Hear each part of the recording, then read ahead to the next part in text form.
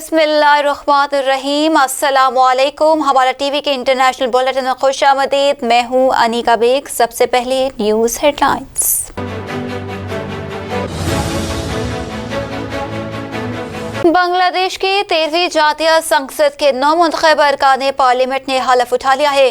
Chief election commissioner AMM Nasiruddin ने अरकान parliament से हलफ ले लिया है। नामजद वज़ीर आज़म तारिक रहमान ने भी बतौर रुकन पार्लियामेंट हलफ उठा लिया। इसके बाद अरकान पार्लियामेंट नामजद वज़ीर आज़म के लिए हक के राय दही इस्तेमाल करेंगे।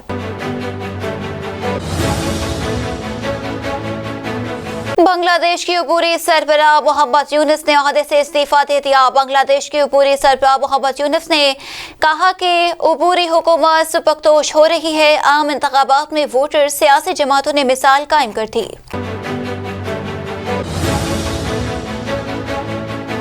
अमरीकी सदर ट्रंप ने कहा अमरीका में महंगाई और कीमतों में नुमाया कमी आई।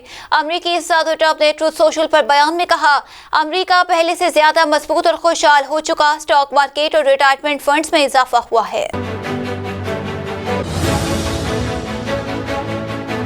गजा में इस्राएली बर्बरियत जारी रही। हमलों में मज़ीद 13 फलस्तीनी शहीद हो गए। सहूनी फोर्सेस ने गजा के इलाकों अल-फतह और अल-जैतून पर हमले किए। इस्राएली फौज ने गजा शहर के मशरकी महल्ले शुजाइया में भी गोलाबारी की है। ईरानी वज़ीर ख़ारजा अब्बास अराग़ची अमेरिका से जौहरी मुज़ाकरात के लिए दूसरे दौरे पर जेनेवा पहुंच गए हैं। ईरानी वज़ीर ख़ारजा ने जेनेवा पहुंचने पर सोशल मीडिया प्लेटफॉर्म पर अपने पैगाम में कहा मुनसिफाना मुआहदे के लिए जेनेवा आए हैं, धमकियों के लिए आगे सर नहीं झुकाएंगे। अब्बास अराग़ची ने कहा मुनसिफाना मतवाज़न मुआहदे के लिए यहाँ आए हैं।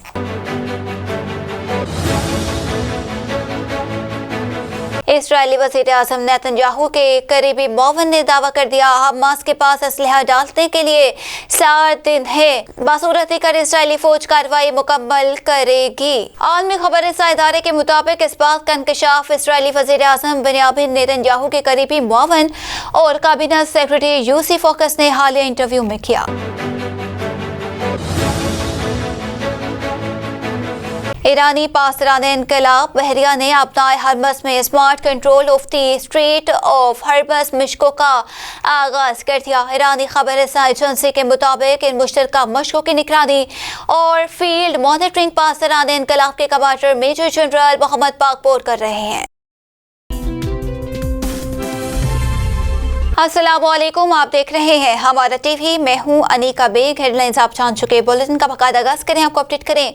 बांग्लादेश की 13वीं जातीय संसद के नौमुंतखब अरकान पार्लियामेंट ने हलफ उठा लिया।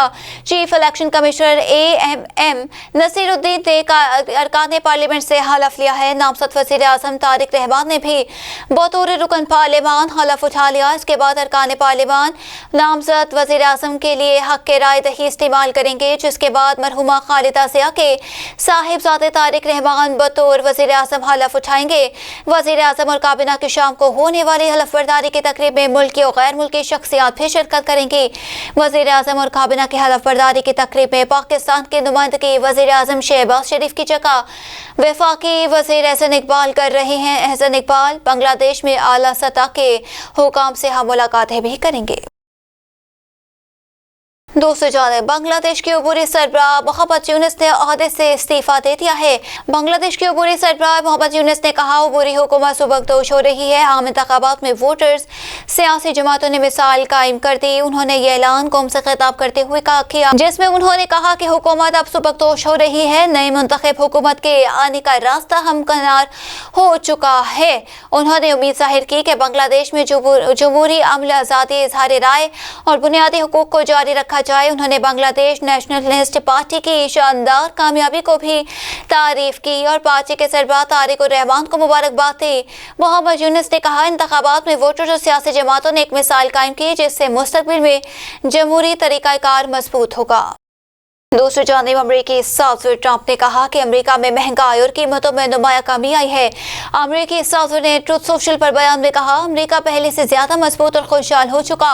स्टॉक मार्केट और रिटायरमेंट फंड्स में इजाफा हुआ है। कानून नाफिज करने वाले इदारे मौसर अंदाज में काम कर रहे हैं। सदर ट्रंप ने मजीद कहा अमरीकी सरहदें महफूज हैं। जराइम और कत्ल की शरह तारीख की कम तरीन सतह पर है।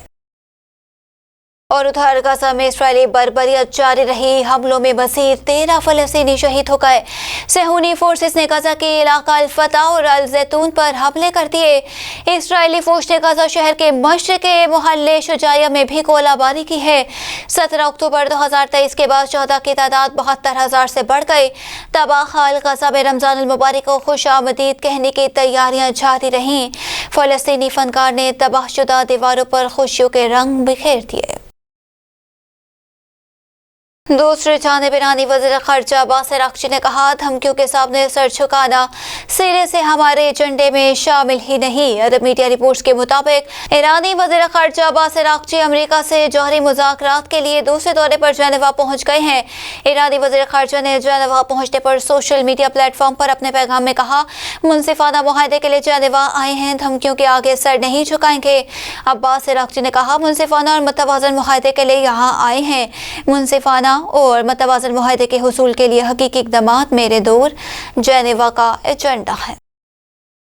اور ادھر اسرائیلی وزیر اعظم نیتن یاہو نے قریبی معاون خصوصی نے دعویٰ کر دیا، حماس کے پاس اسلحہ ڈالنے کے لیے 60 دن ہیں، بصورت دیگر اسرائیلی فوج کارروائی مکمل کرے گی۔ عالمی خبر رساں ادارے کے مطابق اس بات کا انکشاف اسرائیلی وزیر اعظم نیتن یاہو کے قریبی معاون اور کابینہ سیکرٹری یوسی فوکس نے حالیہ انٹرویو میں کیا۔ انہوں نے کہا، 60 روز کی یہ مہلت بھی ڈونلڈ ٹرمپ کی انتظامیہ کی درخواست پر دی جا رہی ہے۔